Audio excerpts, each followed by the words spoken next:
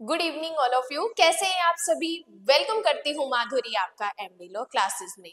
देखो, last class में हमने बीएनएसएस का एक सेक्शन नंबर जो कि 215 पढ़ा था, जो कि हमारे लिए वेरी इंपॉर्टेंट था।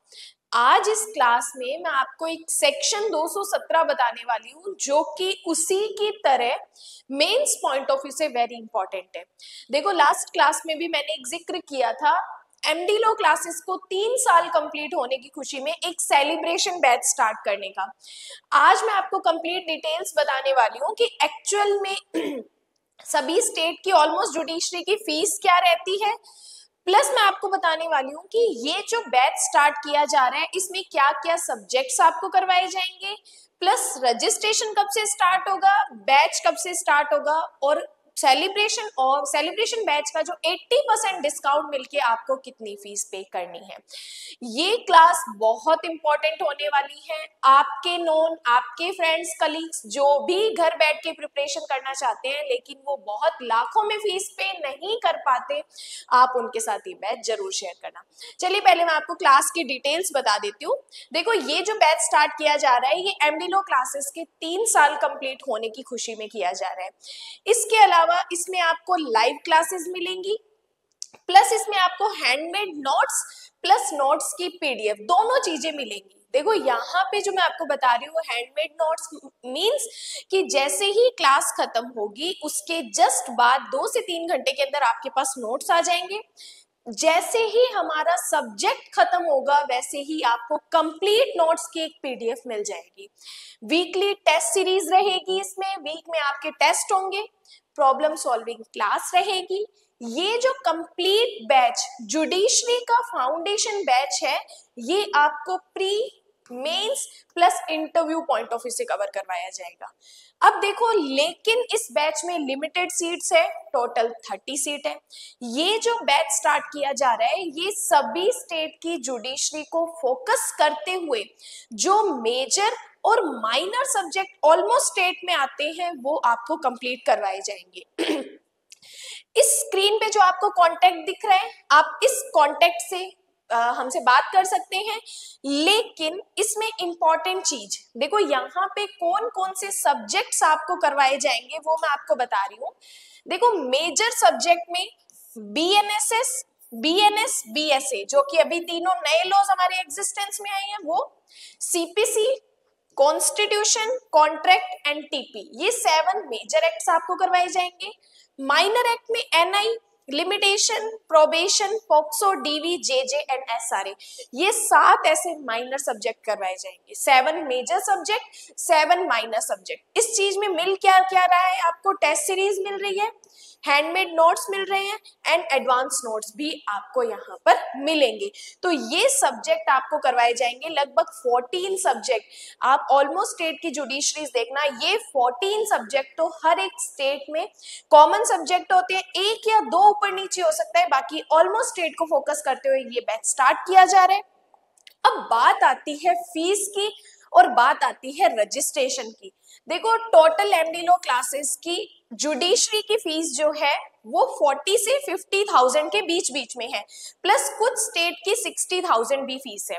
तो हम 50,000 का एवरेज लेके चलते हैं।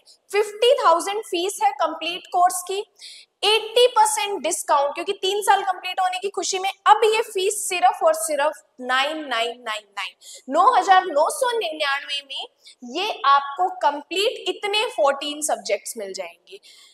प्लस पॉइंट क्या है कि नो रिकॉर्डेड क्लासेस, हर चीज आपको लाइव प्रोवाइड होगी, क्लासेस सारी लाइव चलेंगी, लाइव आपको नोट्स प्रोवाइड हो जाएंगे, प्लस आपको टेस्ट सीरीज भी पीडीएफ फॉर्म में मिल जाएगी। आप चाहो तो उसका प्रिंट आउट निकलवा लीजिए, चाहे तो आप फोन से देख के कर लीजिए। अब यहाँ पे जो सबसे पहला सब्जेक्ट स्टार्ट होगा वो होगा कॉन्स्टिट्यूशन, क्योंकि देखो, जब भी कोई जुडिशरी का बैच हम पढ़ते हैं या हम एलएलबी में जाते हैं तो ये कॉन्स्टिट्यूशन हमारा सबसे इंपॉर्टेंट सब्जेक्ट होता है, क्योंकि कॉन्स्टिट्यूशन से ही हमें हमारे राइट्स, हमें हमारी लायबिलिटीज, ड्यूटी, सारी चीजें पता चलती है। तो ये सबसे पहले कॉन्स्टिट्यूशन स्टार्ट होगा और इसके साथ माइनर सब्जेक्ट हमारा पॉक्सो स्टार्ट होगा। ठीक है, तो ये हमारी इंपॉर्टेंट सब्जेक्ट है। अब बात आती है कि मैम ये रजिस्ट्रेशन कब से स्टार्ट होगा, प्लस बैचेस कब से स्टार्ट होंगे? देखो रजिस्ट्रेशन आपका 3 फरवरी 2025 से आपका रजिस्ट्रेशन स्टार्ट हो जाएगा, प्लस 14 फेब से आपकी क्लासेस स्टार्ट हो जाएंगी। 14 फेब 2025 से ही आपकी क्लासेस स्टार्ट हो जाएंगी। इसके बाद अब बात करते हैं कि जो मेंबर्स हैं एमडी लॉ क्लासेस के, उनको क्या एक्स्ट्रा बेनिफिट दिया जा रहा है। देखो जो फीस है, जो सब्सक्राइबर्स हैं उनको 9,999 में ये कंप्लीट 14 सब्जेक्ट मिल जाएंगे, प्लस जो मेंबर्स हैं उनको 7,999। तो ये मेंबर्स को एक्स्ट्रा डिस्काउंट दिया जा रहा है। तो अगर आप मेंबरशिप ज्वाइन करके भी इसको लेते हो तो मेंबरशिप का स्क्रीनशॉट भेज दीजिए एंड देन आप अपना रजिस्ट्रेशन करवा सकते हैं। तो ये टोटल चीज जो मैंने आपको बताई है, बहुत बड़ा ऑफर एमडी लॉ क्लासेस की तरफ से निकाला जा रहा है। तो आप फटाफट 3 फेब से अपना रजिस्ट्रेशन स्टार्ट कर दीजिए और 14 फरवरी से आपकी क्लासेस रेगुलर स्टार्ट हो जाएंगी। चलिए स्टार्ट करते हैं हमारा आज का सेशन। देखो ये जो सेशन हम पढ़ रहे हैं, आज हमें पढ़ना है सेक्शन 216। 215 तक हम लास्ट पढ़ चुके हैं। 216 हमें एक छोटा प्रोसीजर बताता है और इसके बाद 217 हमारा मेंस और प्री पॉइंट ऑफ व्यू के लिए वेरी इंपॉर्टेंट है। पहले समझो 216 क्या कहता है। Procedure for witness in case of threatening. अगर आप किसी साक्षी को धमकाते हो एविडेंस देने के लिए या फॉल्स एविडेंस देने के लिए, तो आपको कितनी पनिशमेंट मिलेगी, प्लस आप जो केस कर सकते हो वो किस तरीके से कर सकते हो मजिस्ट्रेट के पास, कि एक विटनेस साक्षी या कोई अन्य व्यक्ति बीएनएस की धारा 232। अब यहाँ पे हमें ध्यान रखना है कि ये जो प्रोसीजर दे रखा है ये बीएनएस की धारा 232 के लिए दे रखा है। 232 कहता है कि मिथ्या साक्ष्य देने के लिए धमकाना। अगर आप मिथ्या साक्ष्य देने के लिए विटनेस को या किसी व्यक्ति को धमकाते हो तो आपको 7 साल की पनिशमेंट या जुर्माना या दोनों मिल सकते हैं। तो 232 के तहत अपराध के संबंध में परिवाद दाखिल कर सकेगा। यहाँ पे बीएनएस का फटाफट बीएनएस की बैरक खोलो, सेक्शन 232 के साथ जाके कोरिलेट करके लिखो बीएनएसएस सेक्शन 216 और लिखो वहां पर कि 232 के अंतर्गत परिवाद दाखिल किया जा सकेगा। 232 का अगर कोई मैटर है तो हम केस कैसे करेंगे, उसके लिए हमें कंप्लेंट करनी पड़ेगी कि विटनेस और any other person may file a complaint in relation to an offense under section 232 of the भारतीय न्याय संहिता। तो बीएनएस के सेक्शन 232 का प्रोसीजर हमें यहाँ पे 216 में दे रखा है। अब इसके बाद सेक्शन 217 डिस्कस करते हैं। देखो 217 में हमें बीएनएस के कुछ सेक्शंस के बारे में बता दिया कि अगर ये सेक्शंस या ये चैप्टर्स का कोई ऑफेंस है तो कोर्ट कॉग्निजेंस कैसे लेगा, डायरेक्ट कॉग्निजेंस ले सकता है या नहीं ले सकता। पहले मैं इस सेक्शन का आपको डायग्राम बता रही हूँ, उसके बाद बैरक के अकॉर्डिंग फोकस करेंगे और लास्ट में हम इस सेक्शन को शॉर्ट में देखेंगे। क्लास को स्किप करके एंड तक एक बार मत जाओ, क्योंकि जब तक हम कोई चीज डिटेल से नहीं देखेंगे तब तक हमें उसका शॉर्ट फॉर्म जल्दी समझ नहीं आएगा। कहीं ना कहीं कुछ चीजें रह जाती है और ये वही बात हो जाएगी, आधी इंफॉर्मेशन बहुत डेंजरस हो जाएगी। ठीक है, तो इसलिए कंप्लीट चीजें समझते जाना। 217 हमें बताता है राज्य के विरुद्ध अगर अपराध होते हैं तो क्या प्रोसीजर अपनाया जाएगा, किस तरीके से कॉग्निजेंस लिया जाएगा। 217 में टोटल 4 सबसेक्शन है। 4 सबसेक्शन में सबसेक्शन 1 में ए क्लोज, बी क्लोज और सी क्लोज है। सबसेक्शन 2 में ए और बी क्लोज है। देन सबसेक्शन 3 सिंपल और सबसेक्शन 3 में एक प्रोविजो दे रखा है और सबसेक्शन 4 हमें सिंपल बताता है। तो ये छोटा सा प्रोसीजर है, 217 का डायग्राम है, किस तरीके से हमें बताना है। अब बात करते हैं 217 एक्चुअल में है क्या। Prosecution for offences against state and for criminal conspiracy to commit such offence. राज्य के विरुद्ध अगर अपराध होते हैं तो उन अपराधों का अभियोजन या प्रोसिक्यूशन किस तरीके से किया जाएगा। मैजिस्ट्रेट कॉग्निजेंस कब ले सकता है, क्या डायरेक्ट ले सकता है या कंसेंट की जरूरत पड़ती है, क्योंकि ये जो चैप्टर हम पढ़ रहे हैं कंसेंट के बारे में पढ़ रहे हैं, कॉग्निजेंस के बारे में पढ़ रहे हैं कि मैजिस्ट्रेट कॉग्निजेंस कब लेगा। अब सुनना क्या कहा, कोई भी कोर्ट कॉग्निजेंस नहीं लेगा। नहीं लेगा इन द सेंस किसकी कंसेंट के बिना नहीं लेगा। सुनो, ए क्लोज कहता है बीएनएस का चैप्टर 70, चैप्टर 7 7 कहता है राज्य के विरुद्ध अपराध। राज्य के विरुद्ध अपराध मतलब कि अगर आप भारत सरकार के विरुद्ध युद्ध करते हो, युद्ध करने का प्रयत्न करते हो, उसका अबैटमेंट करते हो, क्रिमिनल कॉन्स्पिरेसी करते हो, आयुध संग्रह करते हो, अगर राज्य के विरुद्ध इस तरीके का अपराध करते हो, या 196 का कोई अपराध करते हो, 299 का कोई अपराध करते हो, या 353 सबसेक्शन 1 का कोई अपराध करते हो, तो ये जो दंडनीय अपराध है उसमें एंड बी क्लोज कहते हैं अगर इसी अपराध को करने की कोई क्रिमिनल कॉन्स्पिरेसी करते हो या इसी अपराधों में इन्हीं सेक्शंस में कोई अबैटमेंट करते हो बीएनएस में। अबैटमेंट कहाँ पढ़ते हैं? 47 में पढ़ते हैं। तो अगर आपने बीएनएस का चैप्टर 7, बीएनएस का सेक्शन 196, 299, 353 सबसेक्शन 1 या इन्हीं सेक्शंस की क्रिमिनल कॉन्स्पिरेसी या अबैटमेंट किया, तो मैजिस्ट्रेट अगर कॉग्निजेंस लेना चाहता है तो 2 पर्सन की कंसेंट के बिना नहीं ले सकता। अगर मैटर सेंटर का है तो सेंट्रल गवर्नमेंट की कंसेंट के बिना, अगर मैटर स्टेट का है तो स्टेट गवर्नमेंट की कंसेंट के बिना। मतलब फर्स्ट इनको पहले सेंट्रल गवर्नमेंट या स्टेट गवर्नमेंट से मैजिस्ट्रेट को सहमति लेनी पड़ेगी, पूर्व कंसेंट लेनी पड़ेगी, तब भी मैजिस्ट्रेट कॉग्निजेंस ले सकता है। केंद्र सरकार या राज्य सरकार की पूर्व मंजूरी के बिना, पूर्व मंजूरी से क्या करेगा? मैजिस्ट्रेट कॉग्निजेंस लेगा।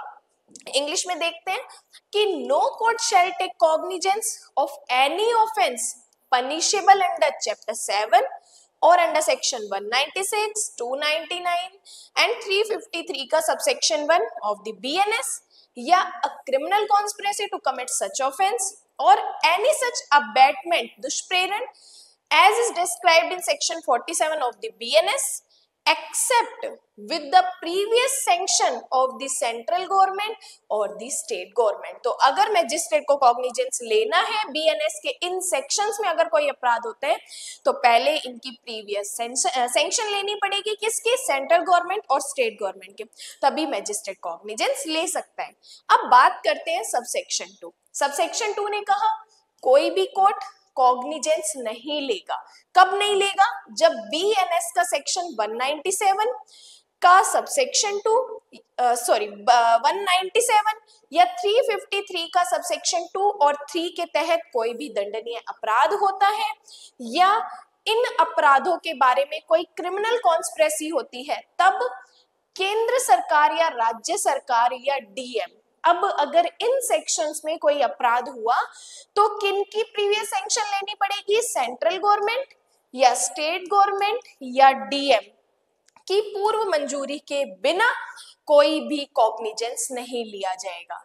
लास्ट सबसेक्शन 1 में अबैटमेंट के बारे में बात की गई थी। इस सबसेक्शन में कोई अबैटमेंट की बात नहीं की है, सिर्फ क्रिमिनल कॉन्स्पिरेसी की बात की गई है कि no court shall take cognizance of any offence punishable under section 197 और सबसेक्शन 2 और 3 of section 353 of the BNS and a criminal conspiracy to commit such offense except with the previous sanction of the central government, state government or the district magistrate। तो यहाँ पर हमें 3 लोगों में से किसी की भी प्रीवियस कंसेंट लेनी पड़ेगी, सैंक्शन लेनी पड़ेगी। पहले वाले में सिर्फ सेंट्रल गवर्नमेंट और स्टेट गवर्नमेंट की ही प्रीवियस सैंक्शन लेनी पड़ेगी। देन इसके बाद बात करते हैं सबसेक्शन 3। देखो सबसेक्शन 3 कहता है कि अगर सेक्शन 61 का सबसेक्शन 2, अब पहले ये समझो कि ये 61 क्या है? 61 हमें बताता है क्रिमिनल कॉन्स्पिरेसी, आपराधिक षड्यंत्र के बारे में। सबसेक्शन 1 में तो हमें इसकी डेफिनेशन बताई है, लेकिन यहाँ पर जो बात की गई है सबसेक्शन 2 वो हमें इसके पनिशमेंट बताता है कि अगर आपने क्रिमिनल कॉन्स्पिरेसी की है तो आपको इतनी पनिशमेंट मिलेगी। लेकिन अब यहाँ पे इस सबसेक्शन में हमें बताता है कि अगर सेक्शन 61 सबसेक्शन 2 का कोई मैटर है तो आपको प्रीवियस सैंक्शन किन की लेनी पड़ेगी। तो यहाँ पे 2 लोग ध्यान रखो, एक तो स्टेट गवर्नमेंट की या एक डीएम की, डिस्ट्रिक्ट मैजिस्ट्रेट की। सुनना, कोई भी कोर्ट बीएनएस सेक्शन 61 सबसेक्शन 2 के तहत दंडनीय किसी भी आपराधिक षड्यंत्र के अपराध का संज्ञान नहीं लेगा। कब नहीं लेगा? जब तक कि central government, sorry state government या डिस्ट्रिक्ट मजिस्ट्रेट ने कार्यवाही शुरू करने के लिए लिखित रूप से सहमति न दे दी हो। तो 61 सबसेक्शन 2 का अगर कोई मैटर होगा तो प्रीवियस सैंक्शन किसकी लेनी है, स्टेट गवर्नमेंट प्लस डीएम की। इन दोनों में से जिसकी भी सैंक्शन लेनी है वो क्या करेंगे, पहले रिटर्न में कंसेंट देंगे, तभी जाकर मजिस्ट्रेट क्या करेगा, कॉग्निजेंस लेगा। इसके बाद एक प्रोविजो हमें कहता है कि जहां आपराधिक षड्यंत्र है जिस पर धारा 215 के प्रावधान लागू है तो सहमति आवश्यक नहीं है। अगर बीएनएस का सेक्शन 215 का कोई केस है देन हमें कंसेंट लेने की जरूरत नहीं है। अब इसके बाद बात करते हैं सबसेक्शन 4। अब देखो सबसेक्शन 4 ने क्या कहा, केंद्र सरकार, राज्य सरकार सबसेक्शन 1 में या सबसेक्शन 2 के तहत मंजूरी देने से पहले कोई डीएम या स्टेट गवर्नमेंट या सबसेक्शन 2 के तहत मंजूरी देने से पहले राज्य सरकार या डीएम या सबसेक्शन 3 के तहत सहमति देने से पहले ऐसा कोई पुलिस ऑफिसर द्वारा इन्वेस्टिगेशन का ऑर्डर दिया जा सकता है जो इंस्पेक्टर के पद से नीचे का ना हो। मतलब कि जब सबसेक्शन 1 में सेंट्रल गवर्नमेंट या स्टेट गवर्नमेंट, सबसेक्शन 2 में सेंटर, स्टेट और डीएम और सबसेक्शन 3 में स्टेट और डीएम, अगर इन तीनों में से किसी को भी कंसेंट देने से पहले लगता है कि उस मैटर में इन्वेस्टिगेशन करवाना जरूरी है तो वो इन्वेस्टिगेशन का ऑर्डर दे सकते हैं। लेकिन इन्वेस्टिगेशन का ऑर्डर किस पुलिस ऑफिसर को देंगे, जो इंस्पेक्टर की रैंक से ऊपर का होना चाहिए। इंस्पेक्टर की रैंक से नीचे का नहीं चलेगा, इंस्पेक्टर की रैंक से ऊपर का होना चाहिए। इस ऊपर इंस्पेक्टर वाले के पद को क्या कर सकते हैं, इन्वेस्टिगेशन का ऑर्डर दे सकते हैं। अब जब इंस्पेक्टर इन मैटर में ऑर्डर मिलने पे इन्वेस्टिगेशन करेगा तो जैसा 172 सबसेक्शन 174 के सबसेक्शन 3 में जो पावर होंगी वही सारी पावर इस इंस्पेक्टर के पास होंगी। तो ये हमें बताता है सबसेक्शन 4, एक प्रोसीजर अच्छा बताता है।